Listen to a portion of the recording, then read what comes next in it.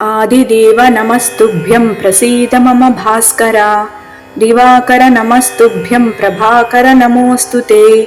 सप्तास्वरधमारूढं प्रचण्डं कश्यपात्मजं श्वेतपद्मधरं देवं तं सूर्यं प्रणमाम्यहम्।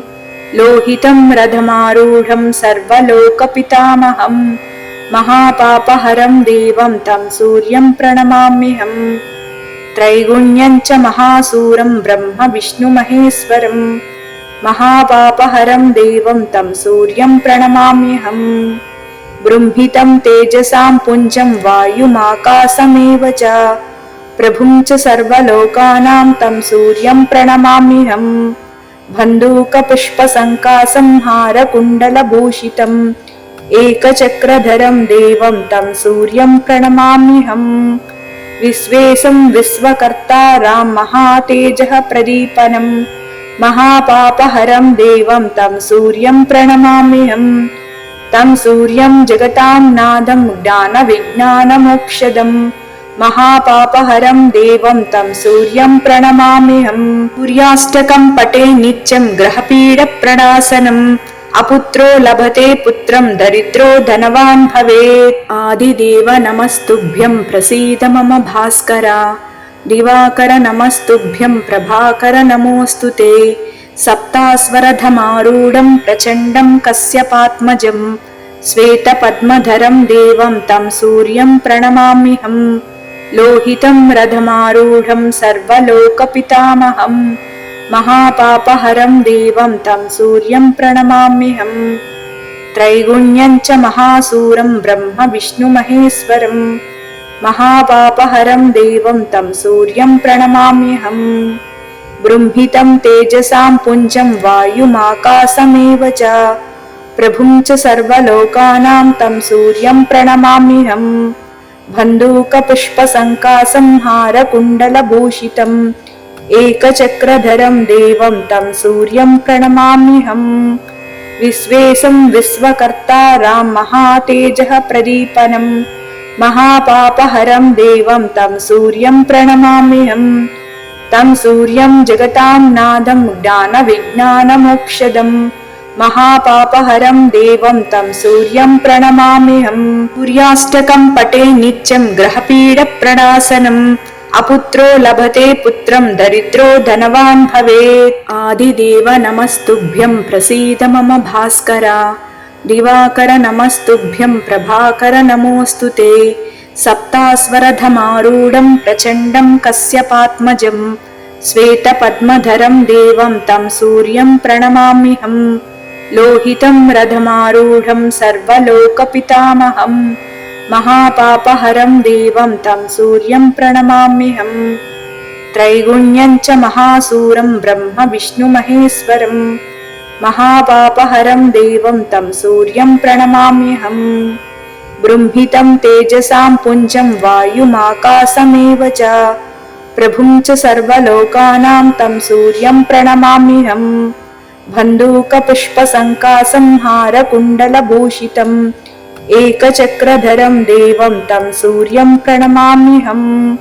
विश्वेशं विश्वकर्तारां महातेजः प्रदीपनं महापापहरं देवं तं सूर्यं प्रणमाम्यहम्। तं सूर्यं जगतां नादं ज्ञानविज्ञानमोक्षदं महापापहरं देवं तं सूर्यं प्रणमाम्यहम्। सूर्याष्टकं पठे नित्यं ग्रहपीडप्रणाशनम् अपुत्रो लभते पुत्रं दरिद्रो धनवान् भवेत्। आदिदेव नमस्तुभ्यं प्रसीद मम भास्कर। दिवाकर नमस्तुभ्यं प्रभाकर नमोऽस्तु ते। सप्तास्वरधमारूढं प्रचण्डं कश्यपात्मजं श्वेतपद्मधरं देवं तं सूर्यं प्रणमाम्यहम्। लोहितं रथमारूढं सर्वलोकपितामहं महापापहरं देवं तं सूर्यं प्रणमाम्यहम्। त्रैगुण्यं च महासूरं ब्रह्म विष्णुमहेश्वरं महापापहरं देवं तं सूर्यं प्रणमाम्यहम्। बृंहितं तेजसां पुञ्जं वायुमाकाशमेव च प्रभुं च सर्वलोकानां तं सूर्यं प्रणमाम्यहम्। बन्धूकपुष्पसङ्काशं हारकुण्डलभूषितम् एकचक्रधरं देवं तं सूर्यं प्रणमाम्यहम्। विश्वेशं विश्वकर्तारां महातेजः प्रदीपनं महापापहरं देवं तं सूर्यं प्रणमाम्यहम्। तं सूर्यं जगतां नादं ज्ञानविज्ञानमोक्षदं महापापहरं देवं तं सूर्यं प्रणमाम्यहम्। सूर्याष्टकं पठे नित्यं ग्रहपीडप्रणाशनम् अपुत्रो लभते पुत्रं दरिद्रो धनवान् भवेत्। आदिदेव नमस्तुभ्यं प्रसीद मम भास्कर। दिवाकर नमस्तुभ्यं प्रभाकर नमोऽस्तु ते। सप्तास्वरधमारूढं प्रचण्डं कश्यपात्मजं श्वेतपद्मधरं देवं तं सूर्यं प्रणमाम्यहम्। लोहितं रथमारूढं सर्वलोकपितामहं महापापहरं देवं तं सूर्यं प्रणमाम्यहम्। त्रैगुण्यं च महासूरं ब्रह्म विष्णुमहेश्वरं महापापहरं देवं तं सूर्यं प्रणमाम्यहम्। बृंहितं तेजसां पुञ्जं वायुमाकाशमेव च प्रभुं च सर्वलोकानां तं सूर्यं प्रणमाम्यहम्। बन्धूकपुष्पसङ्काशं हारकुण्डलभूषितम् एकचक्रधरं देवं तं सूर्यं प्रणमाम्यहम्। विश्वेशं विश्वकर्तारां महातेजः प्रदीपनं महापापहरं देवं तं सूर्यं प्रणमाम्यहम्। तं सूर्यं जगतां नादं ज्ञानविज्ञानमोक्षदं महापापहरं देवं तं सूर्यं प्रणमाम्यहम्। सूर्याष्टकं पठे नित्यं ग्रहपीडप्रणाशनम् अपुत्रो लभते पुत्रं दरिद्रो धनवान् भवेत्। आदिदेव नमस्तुभ्यं प्रसीद मम भास्कर। दिवाकर नमस्तुभ्यं प्रभाकर नमोऽस्तु ते। सप्तास्वरधमारूढं प्रचण्डं कश्यपात्मजं श्वेतपद्मधरं देवं तं सूर्यं प्रणमाम्यहम्। लोहितं रथमारूढं सर्वलोकपितामहं महापापहरं देवं तं सूर्यं प्रणमाम्यहम्। त्रैगुण्यं च महासूरं ब्रह्म विष्णुमहेश्वरं महापापहरं देवं तं सूर्यं प्रणमाम्यहम्। बृंहितं तेजसां पुञ्जं वायुमाकाशमेव च प्रभुं च सर्वलोकानां तं सूर्यं प्रणमाम्यहम्। बन्धूकपुष्पसङ्काशं हारकुण्डलभूषितम् एकचक्रधरं देवं तं सूर्यं प्रणमाम्यहम्। विश्वेशं विश्वकर्तारां महातेजः प्रदीपनं महापापहरं देवं तं सूर्यं प्रणमाम्यहम्। तं सूर्यं जगतां नादं ज्ञानविज्ञानमोक्षदं महापापहरं देवं तं सूर्यं प्रणमाम्यहम्। सूर्याष्टकं पठे नित्यं ग्रहपीडप्रणाशनम् अपुत्रो लभते पुत्रं दरिद्रो धनवान् भवेत्। आदिदेव नमस्तुभ्यं प्रसीद मम भास्कर। दिवाकर नमस्तुभ्यं प्रभाकर नमोऽस्तु ते।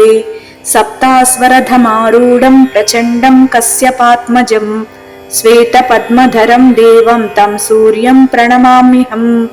लोहितं रथमारूढं सर्वलोकपितामहं महापापहरं देवं तं सूर्यं प्रणमाम्यहम्। त्रैगुण्यं च महासूरं ब्रह्म विष्णुमहेश्वरं महापापहरं देवं तं सूर्यं प्रणमाम्यहम्। बृंहितं तेजसां पुञ्जं वायुमाकाशमेव च प्रभुं च सर्वलोकानां तं सूर्यं प्रणमाम्यहम्।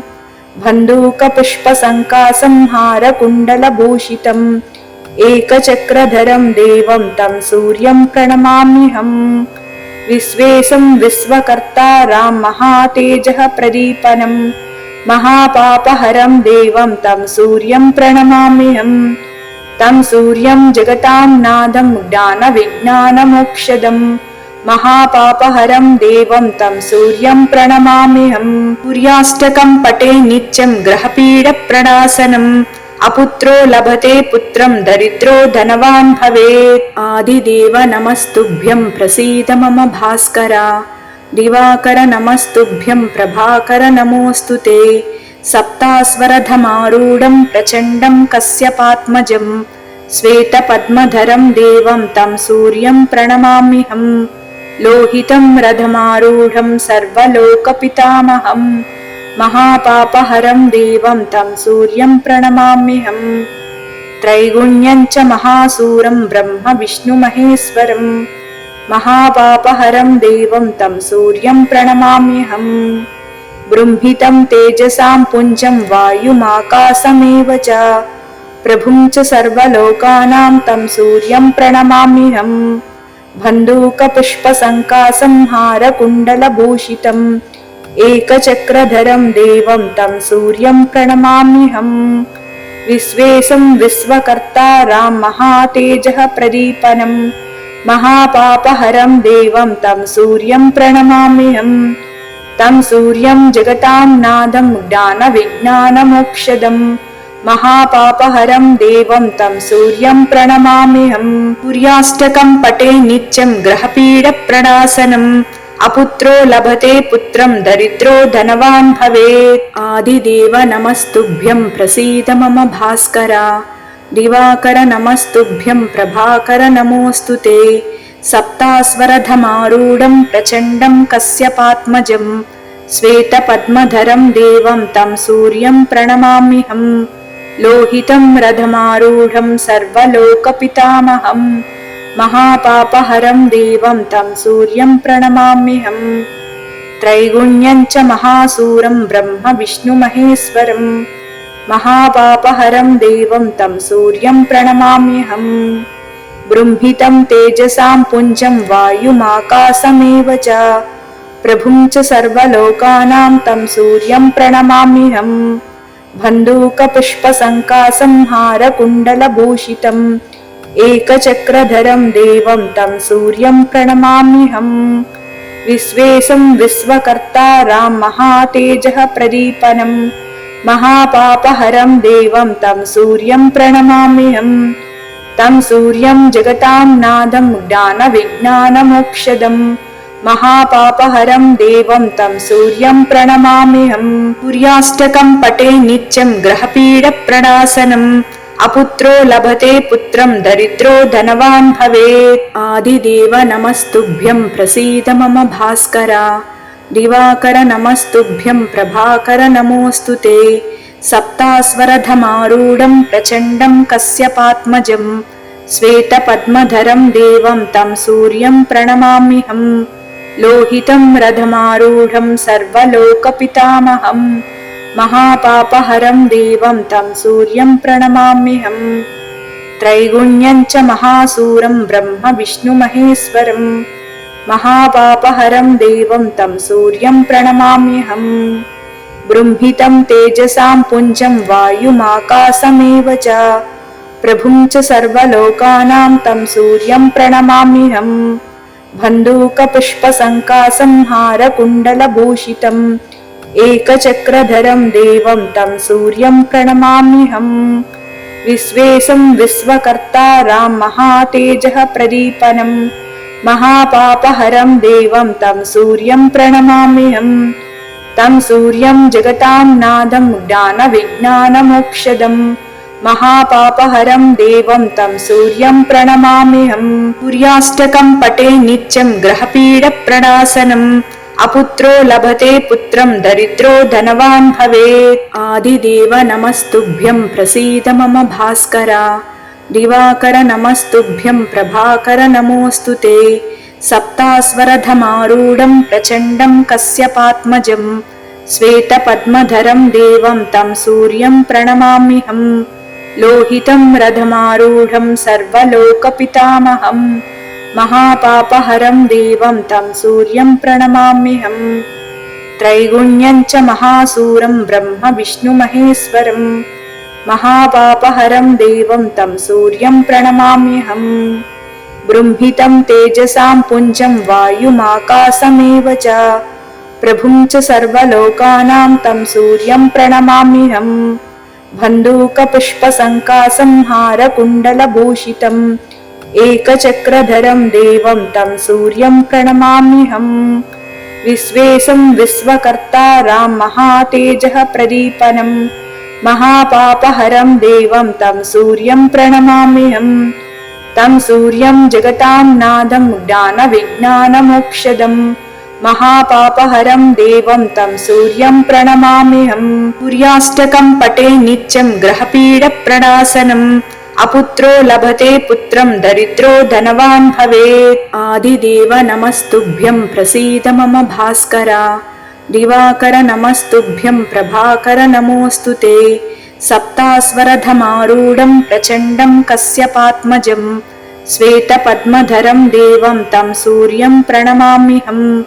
लोहितं रथमारूढं सर्वलोकपितामहम् महापापहरं देवं तं सूर्यं प्रणमाम्यहम्। त्रैगुण्यं च महासूरं ब्रह्म विष्णुमहेश्वरम् महापापहरं देवं तं सूर्यं प्रणमाम्यहम्। बृंहितं तेजसां पुञ्जं वायुमाकाशमेव च प्रभुं च सर्वलोकानां तं सूर्यं प्रणमाम्यहम्। बन्धूकपुष्पसङ्काशं हारकुण्डलभूषितम् एकचक्रधरं देवं तं सूर्यं प्रणमाम्यहम्। विश्वेशं विश्वकर्तारां महातेजः प्रदीपनं महापापहरं देवं तं सूर्यं प्रणमाम्यहम्। तं सूर्यं जगतां नादं ज्ञानविज्ञानमोक्षदम् महापापहरं देवं तं सूर्यं प्रणमाम्यहम्। सूर्याष्टकं पठे नित्यं ग्रहपीडप्रणाशनम् अपुत्रो लभते पुत्रं दरिद्रो धनवान् भवेत्। आदिदेव नमस्तुभ्यं प्रसीद मम भास्कर। दिवाकर नमस्तुभ्यं प्रभाकर नमोऽस्तु ते। सप्तास्वरधमारूढं प्रचण्डं कश्यपात्मजं श्वेतपद्मधरं देवं तं सूर्यं प्रणमाम्यहम्। लोहितं रथमारूढं सर्वलोकपितामहम् महापापहरं देवं तं सूर्यं प्रणमाम्यहम्। त्रैगुण्यं च महासूरं ब्रह्म विष्णुमहेश्वरम् महापापहरं देवं तं सूर्यं प्रणमाम्यहम्। बृंहितं तेजसां पुञ्जं वायुमाकाशमेव च प्रभुं च सर्वलोकानां तं सूर्यं प्रणमाम्यहम्।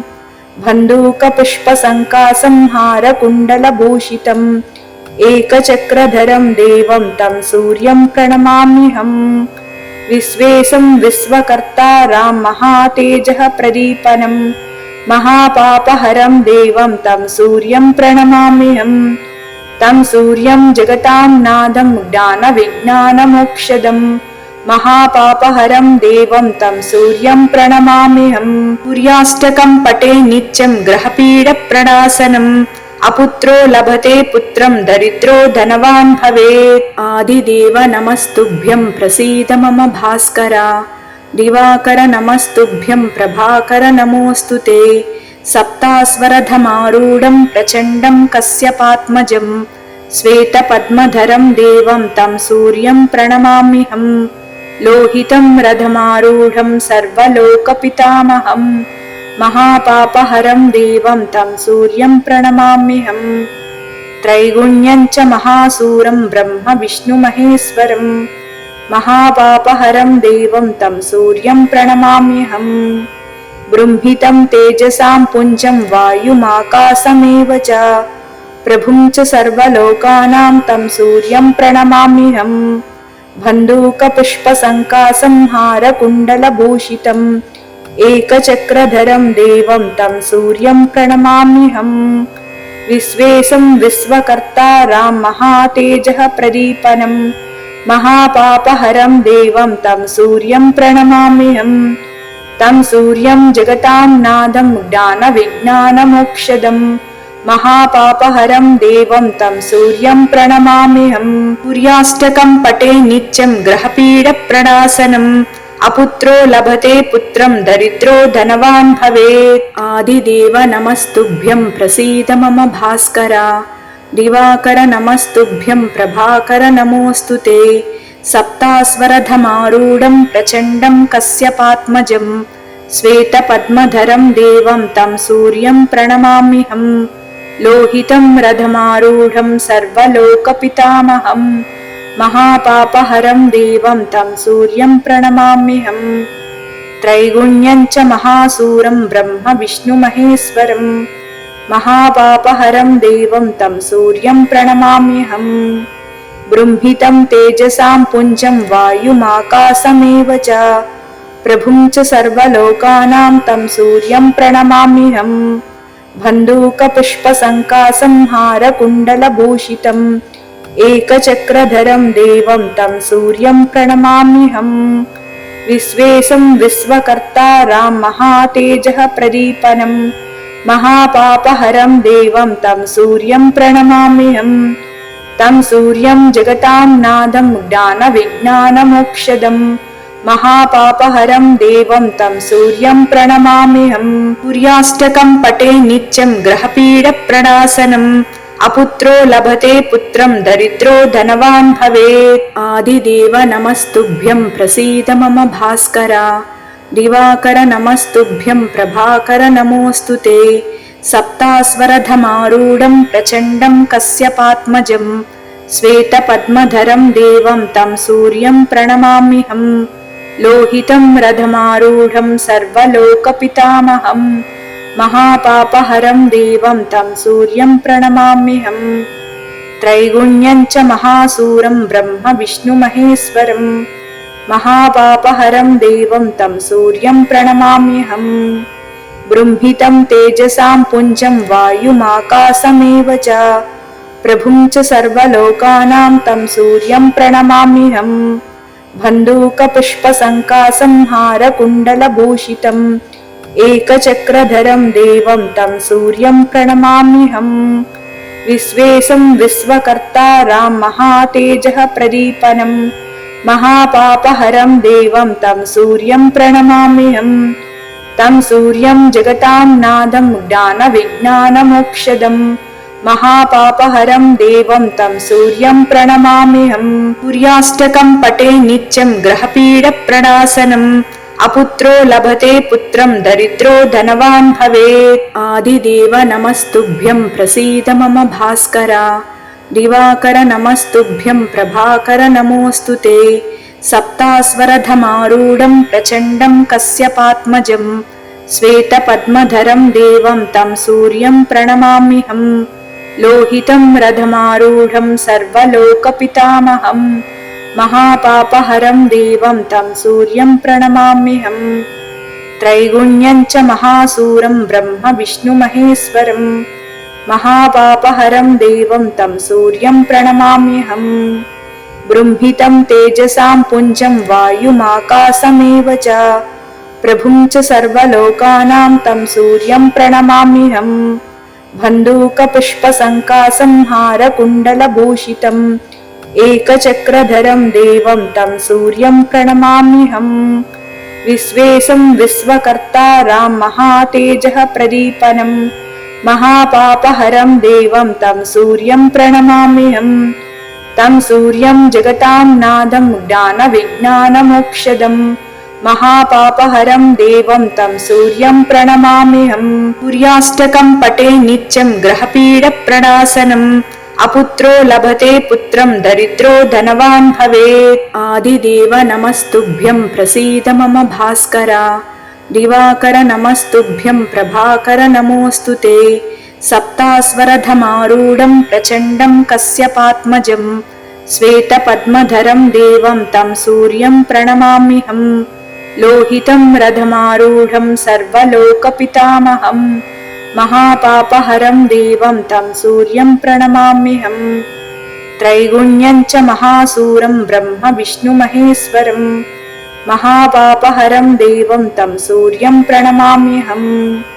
बृंहितं तेजसां पुञ्जं वायुमाकाशमेव च प्रभुं च सर्वलोकानां तं सूर्यं प्रणमाम्यहम्। बन्धूकपुष्पसङ्कासंहारकुण्डलभूषितम् एकचक्रधरं देवं तं सूर्यं प्रणमाम्यहम्। विश्वेशं विश्वकर्तारां महातेजः प्रदीपनम् महापापहरं देवं तं सूर्यं प्रणमाम्यहम्। तं सूर्यं जगतां नादं ज्ञानविज्ञानमोक्षदम् महापापहरं देवं तं सूर्यं प्रणमाम्यहम्। सूर्याष्टकं पठे नित्यं ग्रहपीडप्रणाशनम् अपुत्रो लभते पुत्रं दरिद्रो धनवान् भवेत्। आदिदेव नमस्तुभ्यं प्रसीद मम भास्कर। दिवाकर नमस्तुभ्यं प्रभाकर नमोऽस्तु ते। सप्तास्वरधमारूढं प्रचण्डं कश्यपात्मजं श्वेतपद्मधरं देवं तं सूर्यं प्रणमाम्यहम्। लोहितं रथमारूढं सर्वलोकपितामहं महापापहरं देवं तं सूर्यं प्रणमाम्यहम्। त्रैगुण्यं च महासूरं ब्रह्म विष्णुमहेश्वरं महापापहरं देवं तं सूर्यं प्रणमाम्यहम्। बृंहितं तेजसां पुञ्जं वायुमाकाशमेव च प्रभुं च सर्वलोकानां तं सूर्यं प्रणमाम्यहम्। बन्धूकपुष्पसङ्काशं हारकुण्डलभूषितम् एकचक्रधरं देवं तं सूर्यं प्रणमाम्यहम्। विश्वेशं विश्वकर्तारं महातेजः प्रदीपनं महापापहरं देवं तं सूर्यं प्रणमाम्यहम्। तं सूर्यं जगतां नादं ज्ञानविज्ञानमोक्षदं महापापहरं देवं तं सूर्यं प्रणमाम्यहम्। सूर्याष्टकं पठे नित्यं ग्रहपीडप्रणाशनम् अपुत्रो लभते पुत्रं दरिद्रो धनवान् भवेत्। आदिदेव नमस्तुभ्यं प्रसीद मम भास्कर। दिवाकर नमस्तुभ्यं प्रभाकर नमोऽस्तु ते। सप्तास्वरधमारूढं प्रचण्डं कश्यपात्मजं श्वेतपद्मधरं देवं तं सूर्यं प्रणमाम्यहम्। लोहितं रथमारूढं सर्वलोकपितामहं महापापहरं देवं तं सूर्यं प्रणमाम्यहम्। त्रैगुण्यं च महासूरं ब्रह्म विष्णुमहेश्वरं महापापहरं देवं तं सूर्यं प्रणमाम्यहम्। बृंहितं तेजसां पुञ्जं वायुमाकाशमेव च प्रभुं च सर्वलोकानां तं सूर्यं प्रणमाम्यहम्। बन्धूकपुष्पसङ्काशं हारकुण्डलभूषितम् एकचक्रधरं देवं तं सूर्यं प्रणमाम्यहम्। विश्वेशं विश्वकर्तारं महातेजः प्रदीपनं महापापहरं देवं तं सूर्यं प्रणमाम्यहम्। तं सूर्यं जगतां नादं ज्ञानविज्ञानमोक्षदं महापापहरं देवं तं सूर्यं प्रणमाम्यहम्। सूर्याष्टकं पठे नित्यं ग्रहपीडप्रणाशनम् अपुत्रो लभते पुत्रं दरिद्रो धनवान् भवेत्। आदिदेव नमस्तुभ्यं प्रसीद मम भास्कर। दिवाकर नमस्तुभ्यं प्रभाकर नमोऽस्तु ते। सप्तास्वरधमारूढं प्रचण्डं कश्यपात्मजं श्वेतपद्मधरं देवं तं सूर्यं प्रणमाम्यहम्।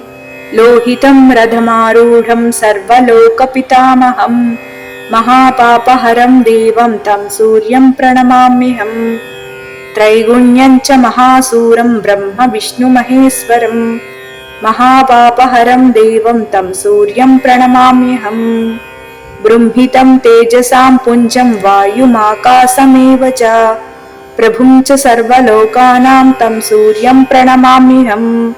बन्धूकपुष्पसङ्काशं हारकुण्डलभूषितम् एकचक्रधरं देवं तं सूर्यं प्रणमाम्यहम्। विश्वेशं विश्वकर्तारं महातेजः प्रदीपनं महापापहरं देवं तं सूर्यं प्रणमाम्यहम्। तं सूर्यं जगतां नादं ज्ञानविज्ञानमोक्षदं महापापहरं देवं तं सूर्यं प्रणमाम्यहम्। सूर्याष्टकं पठे नित्यं ग्रहपीडप्रणाशनम् अपुत्रो लभते पुत्रं दरिद्रो धनवान् भवेत्। आदिदेव नमस्तुभ्यं प्रसीद मम भास्कर। दिवाकर नमस्तुभ्यं प्रभाकर नमोऽस्तु ते। सप्तास्वरधमारूढं प्रचण्डं कश्यपात्मजं श्वेतपद्मधरं देवं तं सूर्यं प्रणमाम्यहम्। लोहितं रथमारूढं सर्वलोकपितामहं महापापहरं देवं तं सूर्यं प्रणमाम्यहम्। त्रैगुण्यं च महासूरं ब्रह्म विष्णुमहेश्वरं महापापहरं देवं तं सूर्यं प्रणमाम्यहम्। बृंहितं तेजसां पुञ्जं वायुमाकाशमेव च प्रभुं च सर्वलोकानां तं सूर्यं प्रणमाम्यहम्। बन्धूकपुष्पसङ्कासंहारकुण्डलभूषितम् एकचक्रधरं देवं तं सूर्यं प्रणमाम्यहम्। विश्वेशं विश्वकर्तारां महातेजः प्रदीपनं महापापहरं देवं तं सूर्यं प्रणमाम्यहम्। तं सूर्यं जगतां नादं ज्ञानविज्ञानमोक्षदं महापापहरं देवं तं सूर्यं प्रणमाम्यहम्। सूर्याष्टकं पठे नित्यं ग्रहपीडप्रणाशनम् अपुत्रो लभते पुत्रं दरिद्रो धनवान् भवेत्। आदिदेव नमस्तुभ्यं प्रसीद मम भास्कर। दिवाकर नमस्तुभ्यं प्रभाकर नमोऽस्तु ते।